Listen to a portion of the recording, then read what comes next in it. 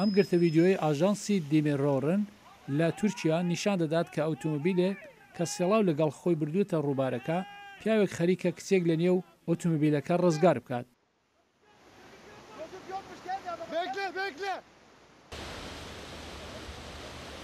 ئەم گرتە ڤیدیۆیە نیشان دەدات سێڵاو ئۆتۆمۆبیلێکی لەگەڵ خۆی بردووتە نێو ڕووبارێک کە پیاوێک خەریکە خانمێک لە نێو ئۆتۆمۆبیلەکەدا ڕزگار بکات.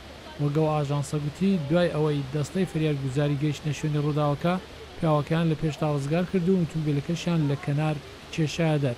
هەروەها کوتی تیمەکانی فریاگوزاری هێشتا بە دوای کچەکەدا دەگەڕێن کە باو تۆفان ئۆتۆمۆبیلەکەی ئەویان خستە نێو ڕووبارەکە.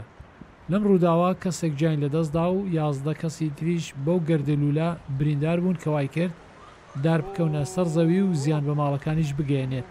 وەک ئاژانسەکە گوتی 5 قایقی ماسیگر و دلۆتکەی دیکە بەهۆی باو بۆران زیانیان پێگەی.